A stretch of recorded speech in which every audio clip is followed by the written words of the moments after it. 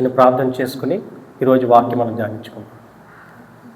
మహోన్నతుడా, మహాపరిశుద్ధుడా, గొప్ప దేవుడా తండ్రి, మీ ఆత్మ ద్వారా, మీ వాక్యం ద్వారా మీరే మాతో మాట్లాడవలసిందిగా, మమ్మలను ముందుకు నడిపించవలసిందిగా నజరేయుడైన యేసుక్రీస్తు వారి అతి పరిశుద్ధ నామములో మిమ్మల్ని ప్రార్థించి బ్రతిమాలి వేడుకొనుచున్నాము, మా ప్రియ పరలోకపు తండ్రి. ఆమేన్. ఏమండి, ఈరోజు మన యొక్క వాక్యాంశంలోకి వెళ్ళే ముందు గడిచిన 3 దినాలుగా ఎక్కడ చూసినా పండగ వాతావరణం కదండి. ఎక్కడ చూసినా మరి స్నేహితులు, బంధువులు, చుట్టాలు, ఎక్కడ చూసినా హడావిడి పండగ. మరి ఈరోజు నేనైతే బైబిల్ గ్రంథంలో, పాత నిబంధన గ్రంథంలో ఉన్నటువంటి కొన్ని పండుగలను గురించి చెప్పాలని ఇష్టపడుతున్నాను. ఏంటండి? పండుగలు, ఫెస్టివల్స్. ఈ ఫెస్టివల్స్ ఏ ఫెస్టివల్స్ అంటే, ఓల్డ్ టెస్ట్మెంట్లో దేవుడైన యెహోవా, మన తండ్రి అయిన దేవుడైన యెహోవా మోషే ద్వారా తన ప్రజలైన ఇజ్రాయేలీలకు ఆయన ఇచ్చినటువంటి, ఏర్పరిచినటువంటి పండుగల గురించి మీతో చెప్పాలని, మీతో పంచుకోవాలని ఇష్టపడుతున్నానండి. హల్లెలూయా, హల్లెలూయా. ముందుగా ఆ పండుగల్లో ప్రాముఖ్యమైనవి 7 పండుగలండి. Seven festivals. ముందుగా వాటి పేర్లు నేను చదువుతాను, ఆ తర్వాత ఒక్కొక్కటిగా వాటిని గురించి మీకు నేను ఎక్స్ప్లెయిన్ చేస్తాను. ఆ 7 పండుగలు ఏంటంటే, మొట్టమొదటిది పస్కా పండుగ. ఏదండి?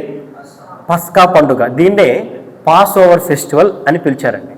రెండవదిగా పులి అని రొట్టెల పండుగ, ఫీస్ట్ ఆఫ్ అన్లివెన్డ్ బ్రెడ్. ఇది రెండవ పండుగ. మూడవది మొదటి పంట పండుగ లేదా మొదటి ఫలాల పండుగ. దీన్నే ఫీస్ట్ ఆఫ్ ఫస్ట్ ఫ్రూట్స్ అని పిలిచారండి. నాలుగవదిగా వారాల పండుగ లేదా పెంతెకోస్తు.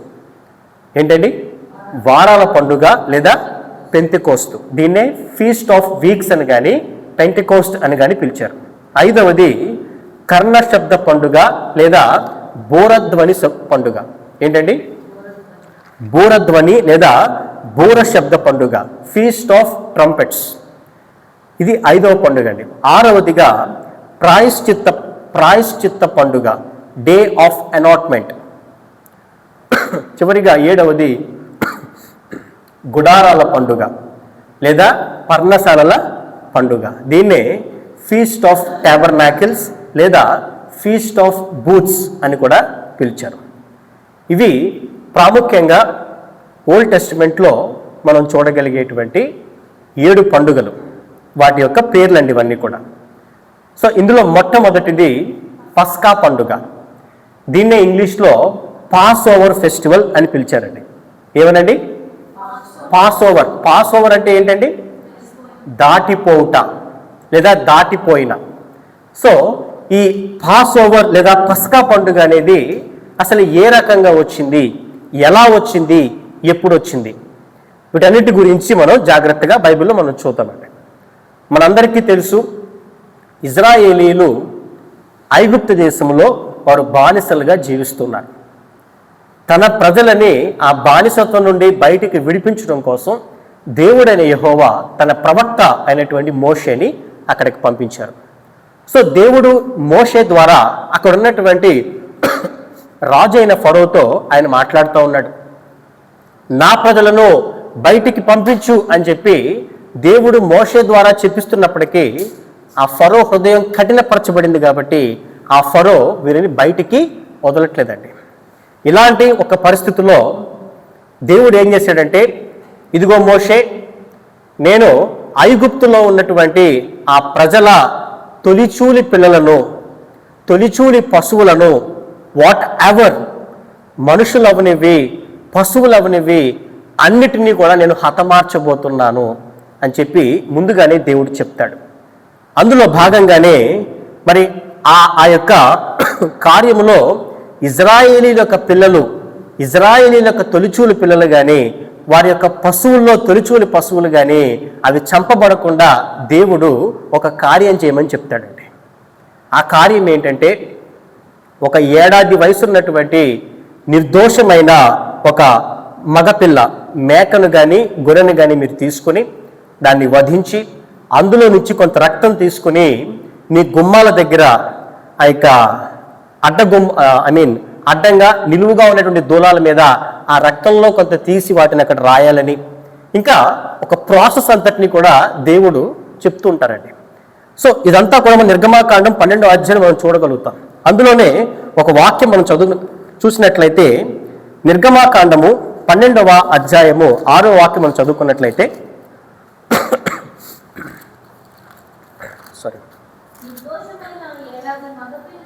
నిర్దోషమైన ఏడాది మగపిల్లను తీసుకొనవలెను, గొర్రెల నుండి అయినను మేకలలో నుండి అయినను దాన్ని తీసుకొనవచ్చును. చాలండి.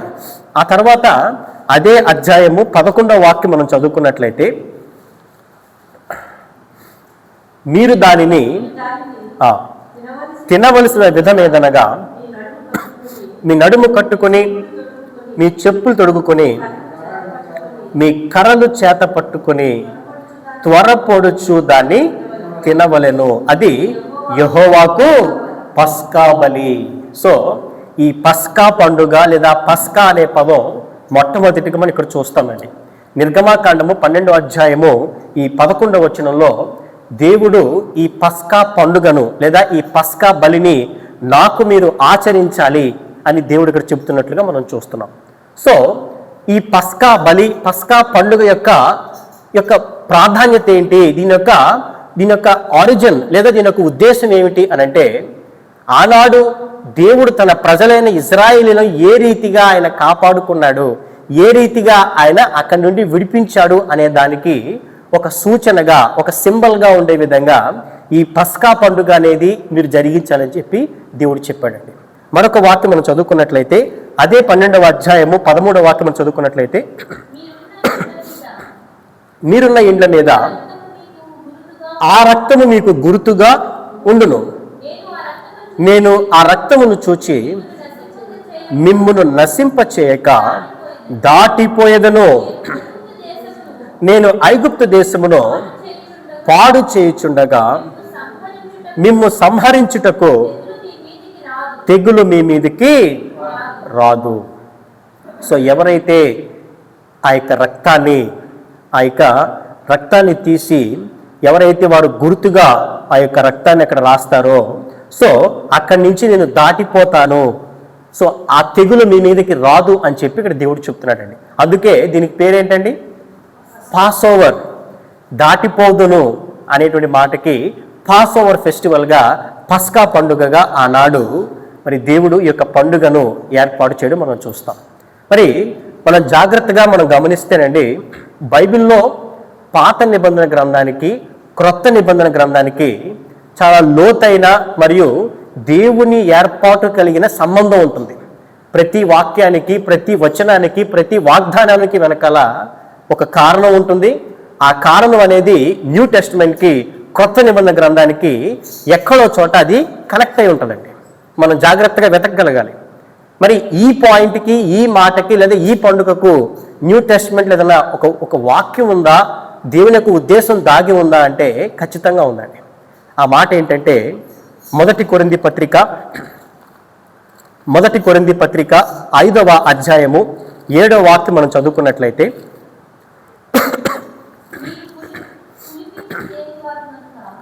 మీరు పులిపిండి లేనివారు గనుక క్రొత్త ముద్దావుటకై ఆ పాతదైన పులిపిండిని తీసి పారవేయుడి, ఇంతే కాక క్రీస్తు అను మన పస్కా పశువు వధింపబడెను. ఇక్కడ యేసుక్రీస్తు ప్రభు యొక్క బలియాగాన్ని, ఆయన మన కొరకు చనిపోయినటువంటి ఆయన త్యాగాన్ని ఇక్కడ దేంతో పోలుస్తున్నారండి, పస్కా పశువు. ఆ యొక్క పస్కా పశువుతో పోలుస్తూ ఇక్కడ రాయబడినట్లుగా మనం చూస్తున్నామండి.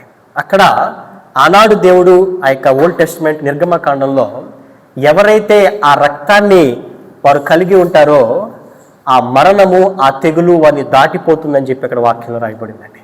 న్యూ టెస్టిమెంట్లో మన పాపము నిమిత్తము, మన శాపము నిమిత్తము యేసుక్రీస్తు ప్రభు మన కొరకు ఆయన పస్కా బలి అయ్యాడు అని చెప్పి ఇక్కడ వాక్యం రాయబడి మనం చూస్తాం. సో ఈ విధంగా మనం చూసుకుంటూ వెళ్తే పాత నిబంధన గ్రంథంలో మరియు కొత్త నిబంధన గ్రంథంలో ఉన్నటువంటి వాక్యాలు చాలా కనెక్టెడ్గా ఉంటాయండి. సో ఇది మొట్టమొదటి పండుగ గురించి. ఏంటంటే ఆ పండుగ పస్కా పండుగ, ద పాస్ ఓవర్ ఫెస్టివల్. రెండవదిగా మనం చూస్తేనండి పులియని రొట్టెల పండుగ. ఏదండి? Feast of unleavened bread. ఈ మాట నిర్గమాకాండము 12వ అధ్యాయము 14 నుంచి 17 మనం చూడగలుగుతాం.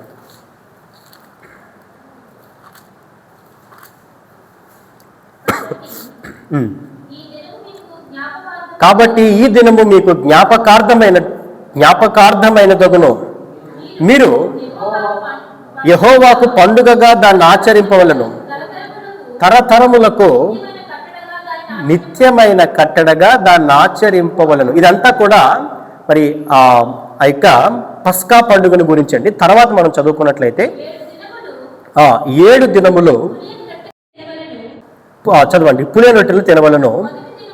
మొదటి దినమున మీ ఇండ్లలో నుండి పొంగినది పారవేయవలను. మొదటి దినము మొదలుకొని 7వ దినము వరకు పులిసిన దానిని తిను ప్రతి మనుష్యుడు ఇజ్రాయేలుల నుండి కొట్టివేయబడును. ఆ మొదటి దినమున మీరు పరిశుద్ధ సంఘముగాను 7వ దినమున పరిశుద్ధ సంఘముగాను కూడుకొనవలను.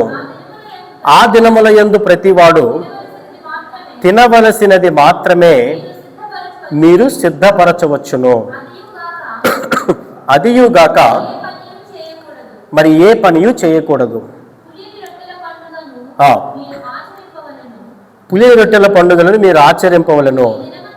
ఈ దినమందే నేను మీ సమూహములను ఐగుప్తు దేశములో నుండి వెలుపలకి రప్పించి తిని గనుక మీరు మీ తరములన్నిటిలో ఈ దినమును ఆచరింపవలను. ఇది మీకు నిత్యమైన కట్టడగా ఉండును. దేవునికి మహిమ కలుగును గాక. హల్లెలూయా.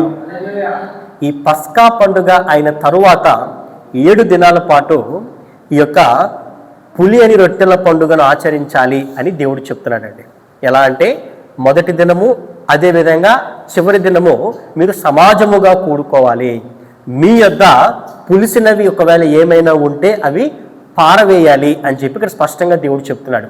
ఎందుకు ఈ పండుగ ఆచరించాలి? ఇది దేనికి సూచనగా ఉంది అనంటే ఇదే సమయంలో మీరు ఐగుప్తు దేశం యొక్క బానిసత్వం నుండి దేవుని యొక్క బాహుబలము చేత, ఆయన శక్తి చేత, ఆయన మహిమ చేత, ఆయన కార్యాల చేత మీరు బయటికి వచ్చారు. కాబట్టి మీరు బయటికి వచ్చిన దానికి సూచనగా ఈ యొక్క పండుగను మీరు ఆచరించాలి అని చెప్పి, ఇది మీకు నిత్యమైన కట్టడగా ఉండాలని చెప్పి ఇజ్రాయేలుకి దేవుడు చెప్పడం మనం చూస్తున్నామండి. So this is what the reason behind the feast of unleavened bread. ఈ యొక్క పండుగ వెనకాల ఉన్నటువంటి యొక్క కారణము ఇదండి. సో మరొక వాక్యం మనం చదువుకున్నట్లయితే లేవీ కాండము 23వ అధ్యాయము 5-6 మనం చదువుకున్నట్లయితే మొదటి నెల 14వ దినమున సాయంకాలం మందు యెహోవా పస్కా పండుగ జరుగును. ఆ నెల 15వ దినమున యెహోవాకు పొంగని రొట్టెల పండుగ జరుగును. 7 దినములు మీరు పొంగని వాటినే తినవలెను. చాలండి, చూశారు కదండి. ఇక్కడ దేవుడు చెప్తున్నాడు, మొదటి నెల 14వ దినమందు పస్కా పండుగ మీరు ఆచరించాలి. ఆ తర్వాత 15వ రోజు నుంచి 7 దినాల పాటు మీరు పొంగని ఆ యొక్క రొట్టెల పండుగను మీరు జరిగించాలి. 7 దినములు మీరు పొంగని వాటినే తినాలి అని చెప్పి మరొక పండుగను గురించి ఇక్కడ చెప్తున్నట్టుగా మనం చూస్తున్నామండి. సో ఇవి ఎగ్జాక్ట్గా ఎప్పుడు జరిగాయండి, ఏ సమయంలో, ఏ నెలలో అనంటే అబీబ్ లేదా నిసాన్ అనేటువంటి నెలలో ఆచరించేవారు అని చెప్పి చరిత్ర చెప్తుందండి. సో ఈ అబీబ్ అంటే ఏంటండి, లేదా నిసాన్ అంటే ఏంటండి అనంటే మన వాడుకలో చెప్పాలంటే మార్చ్ ఏప్రిల్. ఎప్పుడండి? మార్చ్ ఏప్రిల్ నెలలో. అంటే మనకి మార్చ్ ఏప్రిల్, వారికి అబీబ్ లేదా నిసాన్. సో అసలు ఈ అబీబ్ అంటే ఏంటి, ఈ పదం ఎలా వచ్చింది, ఆ తర్వాత నిసాన్ అంటే మనం చూద్దాం. ముందుగా ఈ అబీబ్ అనేది హెబ్రీ పదం అండి. సో ఈ అబీబ్ అనేటువంటి పదం మరి ఎక్కడి నుంచి వచ్చింది అనంటే ఆ కాలంలో కోత ప్రారంభమయ్యేటువంటి సమయాన్ని అబీబ్ కాలం అని పిలిచేవారు. ఏమండి, కోత ప్రారంభమయ్యేటువంటి సమయాన్ని అబీబ్ కాలం అని పిలిచేవారు. సో మనం బైబిల్లో కూడా ఆ మాట చూడొచ్చండి.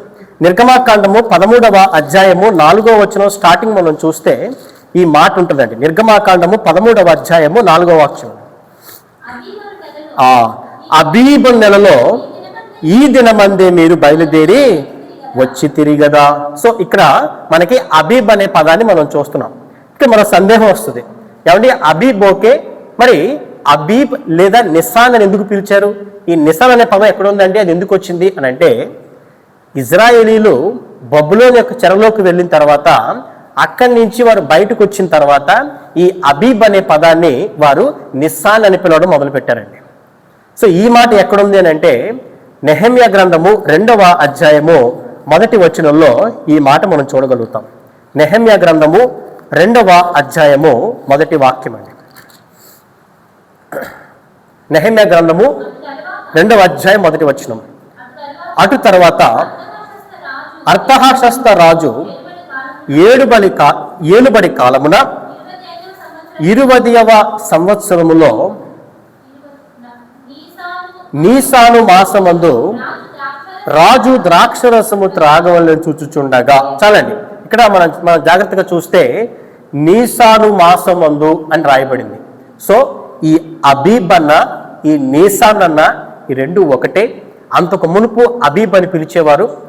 ఆ తరువాత అంటే ఇజ్రాయేలులు బబులోను యొక్క చెరలోనికి వెళ్ళి వారు విడిపించబడిన తర్వాత నుండి దాన్నే నిసాన్ అని పిలుస్తున్నారండి. కానీ మనం జాగ్రత్తగా బైబిల్ మనం స్టడీ చేసుకుంటూ వెళ్తే ఇందులో ఉన్నటువంటి ప్రతి పదానికి ఒక అర్థం ఉంటుంది, ఒక చరిత్ర ఉంటుంది, ఒక కారణం ఉంటుంది. సో మనం చూసినటువంటి ఈ యొక్క 2వ పండుగ, ఈ యొక్క ఫీస్ట్ ఆఫ్ అన్లివెన్ బ్రెడ్ అనేటువంటి పండుగ ఈ యొక్క అబీబ్ మరియు లేదా నిసాన్ అనే నెలలో జరిపించేవారండి. ఓకే, సో ఆ తర్వాత 3వ పండుగ మనం చూస్తే మొదటి ఫలాల పండుగ లేదా మొదటి పంట పండుగ. దీన్నే ఫీస్ట్ ఆఫ్ ఫస్ట్ ఫ్రూట్స్ అని పిలిచారండి. సో ఈ ఫీస్ట్ ఆఫ్ ఫస్ట్ ఫ్రూట్స్ అనేది మనం ఇక్కడ చూస్తామంటే లేవీకాండము 23వ అధ్యాయము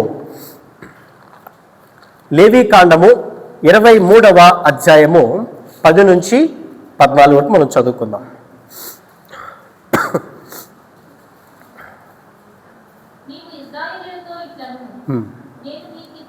నేను మీకు ఇచ్చుచున్న దేశమునకు మీరు వచ్చి దాని పంటను కోయినప్పుడు మీ మొదటి పంటలో ఒక పనను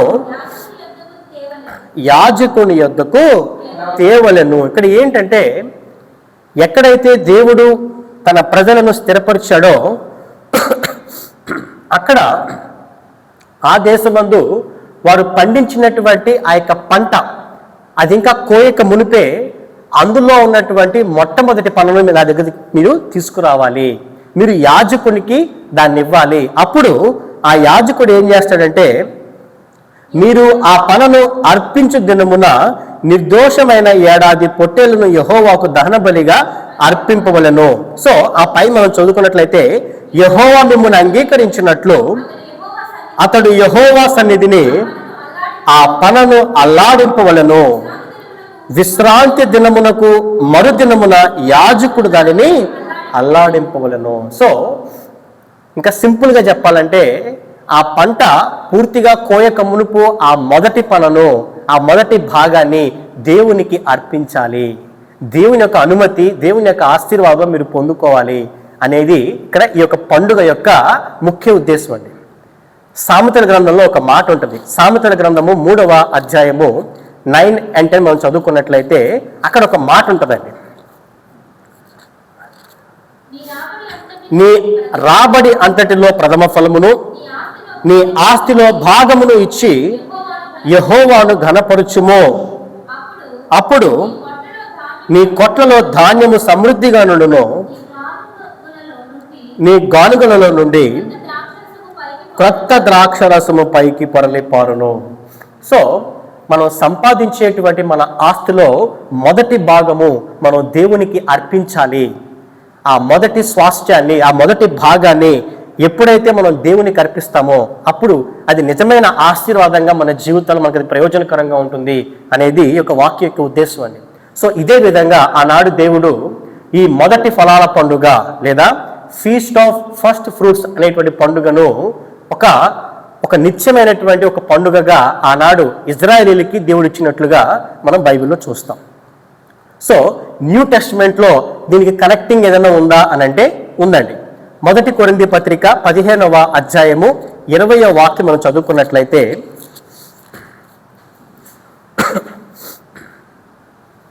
ఇప్పుడైతే నిద్రించిన వారిలో ప్రథమ ఫలముగా క్రీస్తు మృతులలో నుండి లేపబడి ఉన్నాడు.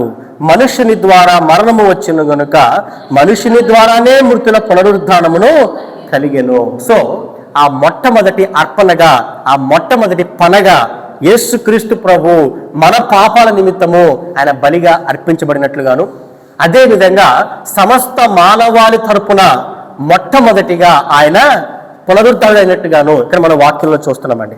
ఇప్పుడైతే నిద్రించిన వారిలో ప్రథమ ఫలముగా క్రీస్తు మృతులలో నుండి లేపబడి ఉన్నాడు. సో ఈ విధంగా ఆనాడు దేవుడు ఓల్డ్ టెస్టిమెంట్లో తన ప్రజలైన ఇజ్రాయేలీలకు ఆయన జ్ఞాపకార్థంగా ఇచ్చినటువంటి ప్రతి పండుగ కూడా న్యూ టెస్టిమెంట్లో ఒక దేవుని యొక్క ఏర్పాటు, దేవుని యొక్క ఉద్దేశం దాగి ఉందండి. యేసుక్రీస్తు ద్వారా ఆయన తన కార్యాన్ని ఆ యొక్క కార్యాన్ని నెరవేర్చే ముందు దాన్ని ఒక సూచనగా ఆనాడు తన ప్రజలకు ఇచ్చినట్టుగా మనం బైబిల్లో మనం చూడగలుగుతాం. సో ఈ విధంగా ఈ యొక్క 3వ పండుగను మనం ఇప్పుడు విన్నామండి. అదే మొదటి ఫలాల పండుగ లేదా మొదటి పంట పండుగ. 4వదిగా మనం చూస్తే పెంతెకోస్తు పండుగ. పెంటెకోస్ట్ అని ఇంగ్లీష్లో పిలిచారు. దీన్నే వారాల పండుగ అని కూడా పిలిచారండి. ఇది ఎక్కడుంది అని అంటే లేవీ కాండము 23వ అధ్యాయంలోనే 15 and 16లో ఈ యొక్క మాటలు రాయబడ్డాయి. లేవీ కాండము 23వ అధ్యాయము 15-16 అండి. మీరు విశ్రాంతి దినమునకు మరునాడు మొదలుకొని అనగా అల్లాడించు పలను మీరు తెచ్చిన దినము మొదలుకొని 7 వారములు లెక్కింపవలను. ఏమండి నాకు చెప్పండి, ఒక వారానికి ఎన్ని రోజులండి? 7 రోజులు. 7 వారాలు మీరు లెక్కించండి అని అంటే 7 7s are 49 days. ఓకే, చదవండి. ఓకే, 7వ విశ్రాంతి దినపు మరుదినము వరకు. ఏమండి 7వ విశ్రాంతి దినము మరుదినము అని అంటే 49 + 1 50. ఏమండి మీరు 50 దినములు లెక్కించి యెహోవాకు క్రొత్త ఫలముతో నైవేద్యము అర్పింపవలెను. ఓకే, చాలండి. ఇక్కడ ఈ 50th డేన మీరు దేవునికి నైవేద్యం అర్పించండి. ఇది ఒక పండుగ. ఈ పండుగ పేరేంటండి? పెంతెకోస్తు. అసలు ఈ పండుగకి పెంతెకోస్తు అనే పేరు ఎందుకు వచ్చిందో మీకు ఎవరికైనా తెలుసా అండి? ఏమండి, వాస్తవంగా ఈ పెంతెకోస్తు అనేది గ్రీక్ భాషకు సంబంధించినటువంటి పదం. ఇది ఒక గ్రీక్ పదం అండి. ఈ గ్రీక్ భాషలో పెంతెకోస్ట్ అంటే 50 అని అర్థం. సో ఆ కారణం చేత ఈ వారాల పండుగకు, ఈ 50వ రోజున జరిగేటువంటి నైవేద్య అర్పణ పండుగకు పెంతెకోస్తు లేదా పెంటెకోస్ట్ అనేటువంటి పేరు వచ్చినట్లుగా మనం చూస్తున్నామండి. సో అది ఈ యొక్క పండుగ వెనకాల ఉన్నటువంటి కారణము. దీన్నే షవ్యోట్ అని కూడా పిలిచారు. SHAVUOT, షవ్యోట్. ఇది హెబ్రీ పదం అండి. ఈ పండుగను షవ్యోట్ అని కూడా పిలవడం మనం చూస్తాం. సో ఇది 4వ పండుగ. పండుగ పేరు ఏంటండి? పెంటెకోస్ట్. ఈ పెంటెకోస్ట్ అనేది గ్రీక్ పదం. దీని యొక్క అర్థము 50. సో తర్వాత పండుగ 5వ పండుగ అండి. సో దీన్నే బోర శబ్ద పండుగ అని పిలిచారు, లేదా కర్ణ శబ్ద పండుగ అని పిలిచారు. ఇంగ్లీష్లో ఫీస్ట్ ఆఫ్ ట్రంపెట్స్ అని కూడా పిలిచారు. లేవీ కాండము 23వ అధ్యాయము 23 మరియు 24 మనం చదువుకున్నట్లయితే, మరియు యెహోవా మోషేకు ఇలాగు సెలవిచ్చెను, 7వ నెలలో మొదటి దినము మీకు విశ్రాంతి దినము. అందులో జ్ఞాపకార్థ శృంగధ్వని వినినప్పుడు మీరు పరిశుద్ధ సంఘముగా కూడవలెను. అందులో మీరు జీవనోపాధి అయిన ఏ పనియు చేయుట మాని యెహోవాకు హోమము చేయవలెను. చాలండి. సో ఈ పండుగ ఎప్పుడు జరపాలి అని అంటే ఇక్కడ బైబిల్ గ్రంథంలో రాయబడినట్లుగా 7వ నెలలో, ఎప్పుడండి? 7వ నెలలో. దీన్నే త్రిష్ణి నెల అని పిలిచారండి. వారి భాషలో త్రిష్ణి నెల అని పిలిచారు. సో మన క్యాలెండర్ ప్రకారం వారికి 7th మంత్ అంటే మనకి బిట్వీన్ సెప్టెంబర్ అండ్ అక్టోబర్ అండి. మనకి మారిపోతుంది. సెప్టెంబర్ అండ్ అక్టోబర్ నెలలో ఈ పండుగను వారు ఆచరించాలని చెప్పి దేవుడు వారికి చెప్పినట్లుగా మనం బైబిల్లో చూస్తాం. సో ఈ పండుగ పేరు బోర శబ్ద పండుగ లేదా ఫీస్ట్ ఆఫ్ ట్రంపెట్స్. నిర్గమాకాండము 29వ అధ్యాయం 1వ వాక్యం చదువుకున్నట్లయితే అక్కడ కూడా ఈ పండుగ గురించి రాయబడిందండి. నిర్గమాకాండము 29వ అధ్యాయము 1వ వాక్యం. వారు నాకు యాజకులగినట్లు వారిని ప్రతిష్ఠించుటకు నీవు వారికి చేయవలసిన కార్యం ఏదనగా ఒక కోడెదూడను, కలంకము లేని 2 పొట్టేళ్లను, పొంగని రొట్టెను, పొంగనివై నూనెతో కలిసిన భక్ష్యములను, పొంగనివై నూనె పూసిన పలచని అప్పడములను తీసుకును. గోధుమ పిండితో వాటిని చేసి ఒక గంపలో వాటిని పెట్టి ఆ గంపను, ఆ కోడెను, ఆ 2 పొట్టేళ్లను తీసుకొని రావాలను. చాలండి. సో ఈ పండుగప్పుడు వారు ఏ విధంగా ఆ పండుగను ఆచరించాలి, వారు ఏమేమి తీసుకురావాలి, వారు ఏ విధంగా ఈ పండుగను వారు జరిగించాలి అనేటువంటి ఆ యొక్క ప్రాసెస్ అంతటిని కూడా ఇక్కడ రాయించడం మనం బైబిల్లో చూస్తున్నామండి. ఇది మనం ఓల్డ్ టెస్ట్మెంట్ చూడగలిగేటువంటి 5వ పండుగ. ఈ పండుగ పేరే బోర శబ్ద పండుగ. 6వ పండుగ మనం చూస్తే ప్రాయశ్చిత్త పండుగ అండి. ఏంటండి? ప్రాయశ్చిత్త పండుగ. దీన్నే డే ఆఫ్ అటాన్మెంట్ అని కూడా పిలిచారు. లేవీ కాండము 16వ అధ్యాయంలో, లేవీ కాండము 16వ అధ్యాయము ఫ్రమ్ 29 to 31 మనం చదువుకున్నట్లయితే, ఇది మీకు నిత్యమైన కట్టడ, స్వదేశులు గాని మీ మధ్య నుండి పరదేశులు గాని మీరందరూ 7వ నెల 10వ నాడు ఏ పని అయినను చేయక మిమ్మును మీరు దుఃఖపరుచుకొనవలెను. చాలండి. ఏమండి, ఇందాక మనం విన్నటువంటి బోర శబ్ద పండుగ ఏ నెల అండి? అది 7వ నెల 1వ దినాన్ని నుండి ఆ పండుగను ఆచరించాలి. ఈ 6వ పండుగ, ఈ ప్రాయశ్చిత్త పండుగ అనేది అదే 7వ నెల 10వ దినము నుండి మీరు ఆచరించాలని చెప్పి ఇక్కడ దేవుడు ఆయన వాక్యం ద్వారా ఆయన రాయించాడండి. అది కూడా ఎలాగా అనంటే మిమ్మును మీరు దుఃఖపరుచుకోవాలి. ఏలయనగా మీరు యెహోవా సన్నిధిని మీ సమస్త పాపముల నుండి పవిత్రులగునట్లు ఆ దినమున మిమ్మును పవిత్రపరచునట్లు మీ నిమిత్తము ప్రాయశ్చిత్తము చేయబడును. అది మీకు మహావిశ్రాంతి దినము, మిమ్మును మీరు దుఃఖపరుచుకునవలను. ఇది నిత్యమైన కట్టడ అని చెప్పి మరి ఈ యొక్క ప్రాయశ్చిత్త పండుగను 7వ నెల అంటే త్రీషి నెలలో 10వ దినము నుండి జరిగించాలి అని చెప్పి ఇక్కడ దేవుడు ఆయన వాక్యంలో రాయించాడండి. ఇది 6వ పండుగ. చివరిగా 7వ పండుగ. బహుశా అందరికీ కొంత ఈ పదం లేదా ఈ పండుగ పేరు బాగా అందరికీ తెలిసి ఉంటుంది. అదే గుడారాల పండుగ. ఏంటండి? గుడారాల పండుగ. దీన్నే పర్ణశాలల పండుగ అని కూడా పిలిచారు. దీన్నే ఇంగ్లీష్లో ఫీస్ట్ ఆఫ్ టాబర్నాకిల్స్ అని పిలిచారండి. లేవీ కాండము 23వ అధ్యాయము 34 నుంచి 36 దాకా మనం చదువుకున్నట్లయితే,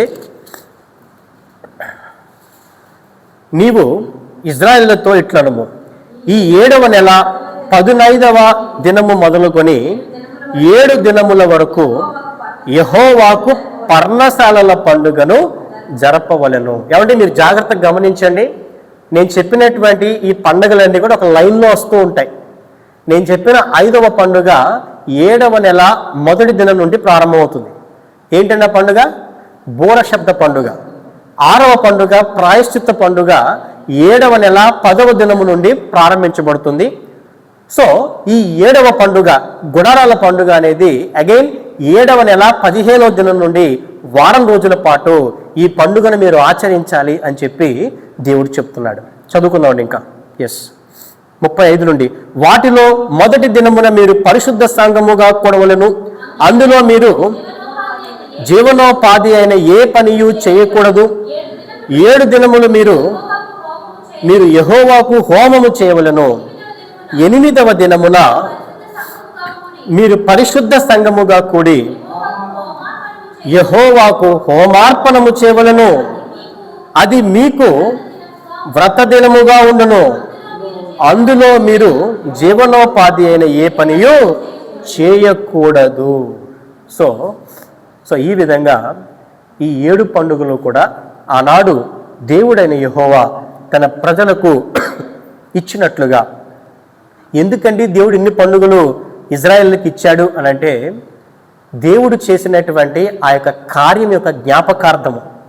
దేవుడు ఏ విధంగా అయితే ఏ సూచక్రియల ద్వారా లేదా ఏ అద్భుతాల ద్వారా ఇజ్రాయేలీల్ని ఆ యొక్క ఐగుప్తు బానిసత నుండి బయటికి దేవుడు తీసుకొచ్చాడో, అది తరతరాలు ఆ యొక్క కార్యాల గురించి తెలియాలి అనే ఉద్దేశంతో దేవుడు ఎంత అద్భుత రీతిలో, ఎంత ఆశ్చర్యకర రీతిలో తన ప్రజల పక్షాన పోరాడను అనే విషయాన్ని ఆ యొక్క తరతరాలు తెలుసుకోవాలనే ఉద్దేశంతో దేవుడు ఈ పండుగలను ఇచ్చి, ఈ పండుగలను మీరు ఆచరించాలి, ఇందులో మీరెంతో నిష్టగా నేను చెప్పినటువంటి ఆ యొక్క వాటన్నిటినీ మీరు చేసుకుంటూ రావాలని చెప్పి దేవుడు చెప్తూ వచ్చాడండి. ఈ యొక్క 7వ పండుగ మనం చూస్తే 7వ నెల 15వ రోజు నుంచి 7 రోజుల పాటు ఆ యొక్క పర్ణశాల పండుగ లేదా గుడారాల పండుగ అని చెప్పి దేవుడు చెప్పాడు. మరొక చోట దానికి సంబంధించినటువంటి ఒక ఎక్స్ప్లెనేషన్ కూడా ఉందండి. ఎందుకని ఈ గుడారాల పండుగను చేయాలి అనే దానికి there was an explanation there. లేవీ కాండము 23వ అధ్యాయము 42 and 43 మనం చదువుకున్నట్లయితే, నేను ఐగుప్తు దేశంలో నుండి ఇజ్రాయేలును రప్పించినప్పుడు వారిని పర్ణశాలలో నివసింపచేసినని మీ జనులు ఎరుగునట్లు 7 దినములు మీరు పర్ణశాలలో నివసింపవలెను. ఇజ్రాయేలులో పుట్టిన వారందరూ పర్ణశాలలో నివసింపవలను. నేను మీ దేవుడనైన యెహోవాను. చాలండి. ఆనాడు దేవుడు తన ప్రజలైన ఇజ్రాయేలీలను ఆ బానిసత్వం నుండి బయటికి విడిపించినప్పుడు, అప్పుడు కట్టబడినటువంటి భవంతులేం లేవండి. అందరూ కూడా ఆ యొక్క పర్ణశాలల్లోనూ ఆ యొక్క గుడారాలు వేసుకుని అందులో ఉంటూ దేవుణ్ణి ప్రార్థిస్తూ ఉండేవారు. అక్కడి నుంచే దేవుడు వారిని బయటికి తీసుకొచ్చాడు. ఆ కార్యాన్ని వారు స్మరించుకునేలాగున, జ్ఞాపకం చేసుకునేలాగున దేవుడు ఆ యొక్క జనాంగం అంతటికి తరతరాలకి ఆ విషయం తెలియలాగున ఈ పర్ణశాల పండుగ లేదా ద ఫీస్ట్ ఆఫ్ టాబర్నాకిల్స్ అనేటువంటి పండుగను మీరు ఆచరించాలి అని చెప్పి మోషే ద్వారా ఈ యొక్క పండుగలను తన ప్రజలైనటువంటి ఇజ్రాయేలీలకి చెప్పడం మనం బైబిల్ గ్రంథంలో మనం చూస్తామండి. సో ఈ పండుగలన్నీ కూడా ఓల్డ్ టెస్టిమెంట్లో చెప్పబడినటువంటి పండుగలు. ఇక్కడ కొంతమంది అడిగేటువంటి ప్రశ్న ఏంటంటే, ఏమండి ఈ పండుగలను ఇప్పుడు మనం ఆచరించచ్చా? ఈ పండుగలు ఇప్పుడు మనం ఎందుకు ఆచరించకూడదు లేదా ఎందుకు ఆచరించాలి అని అంటే, మరి నేనైతే ఒక విషయం చెప్తానండి. అది పండుగ అయినా, అది ఇంకొకటైనా, అది ప్రార్థనా కోటాలైనా, ఇంకోటైనా ఏదైనా మనం ఎందుకు చేయాలో తెలుసా అండి? దేవుణ్ణి మహిమపరచడం కోసం చేయాలి. హల్లెలూయా. మనం చేసేటువంటి ఒక పని దేవుని నామానికి మహిమ తెచ్చేదైతే, మనల్ని ఆత్మీయంగా ఎంతో మందిని ఆత్మీయంగా బలపరిచేదైతే, మనల్ని దేవునికి దగ్గర చేసేదైతే, మనం ఉన్నటువంటి స్థితి నుండి మనల్ని పైకి లేవనెత్తేదైతే మనం ఏదైనా చేయొచ్చు. ఎందుకంటే మనం మన కోసం చేయట్లేదు, మన దేవుని మహిమ కోసం మనం చేస్తున్నాం. అలా కాకుండా ఏదో నామకార్థంగా ఏదైనా పండుగ మనం చేసేవారం అయితే దానివల్ల ఏంటంటే మనకు ప్రయోజనం ఏంటండి? ప్రయోజనం ఏమీ లేదు. కాబట్టి మరి దేవుడు చెప్పినటువంటి ఈ పండుగలు ఆనాడు దేవుడు తన ప్రజలైనటువంటి ఇజ్రాయేలుకు చెప్పాడు. ఎందుకు చెప్పాడండి అని అంటే, ఆయన చేసినటువంటి ఆ యొక్క కార్యాల యొక్క స్మరణ కొరకు, తరతరాలు ఆయన చేసినటువంటి గొప్ప కార్యాలు వారు జ్ఞాపకం చేసుకోవడం కోసం దేవుడు ఆ యొక్క పండుగలను వారికి ఇచ్చినట్లుగా మనం బైబిల్లో చూస్తున్నామండి. మరి ఇవ్వండి 7 పండుగలు. ఇంకా బైబిల్లో చాలా పండుగలు ఉన్నాయి. సమయం దొరికితే ఇంకా వాటిని గురించి నేను ఇంకా వివరంగా మీకు చెప్పే ప్రయత్నం నేను చేస్తాను. దేవుడు తన పరిశుద్ధ వాక్కును దీవించి ఆశీర్వదించునుగాక. ఆమేన్. ప్రార్థన చేసుకుందామండి. మహిమ గల తండ్రి, ప్రేమ కలిగిన ప్రభువా, మీ పరిశుద్ధ గల నామానికి లెక్కలేని స్తోత్రాలు. తండ్రి, ఈరోజు మీరు మాతో మాట్లాడినటువంటి ప్రతి మాటను బట్టి మీకు లెక్కలేని స్తోత్రాలయ్యా. తండ్రి, ఆనాడు మీ ప్రజలైనటువంటి ఇజ్రాయేలీలకు మీరు ఎన్నో పండుగలు ఇచ్చారు, ఎన్నో గొప్ప కార్యాలు చేశారు, వారిని విడిపించారు, వారిని పోషించారు, నడిపించారయ్యా. ఈరోజు మేము కూడా మిమ్మల్ని ప్రార్థిస్తున్నాము తండ్రి. తండ్రి, మీకోసం ఎదురు చూస్తున్నాం నాయన, మీ కార్యం కోసం ఎదురు చూస్తున్నాం ప్రభువా. మా జీవితంలోనూ గొప్ప కార్యం చేయండి నాయన, మా జీవితంలోనూ గొప్ప మేలు జరిగించండి ప్రభువా. మీ నామ మహిమార్థము మేమందరము జీవించలాగున మా అందరికీ కూడా మీరు సహాయం దయచేయవలసిందిగా, మీ నామానికి మీరే మహిమ తెచ్చుకోవాల్సిందిగా తండ్రి, నజరేయుడైన యేసుక్రీస్తు అతి పరిశుద్ధ నామంలో మిమ్మల్ని ప్రార్థించి బ్రతిమాలి వేడుకుంటున్నాము మా ప్రియ పరలోకపు తండ్రి. ఆమేన్, ఆమేన్, ఆమేన్. అందరికీ వందనాలు.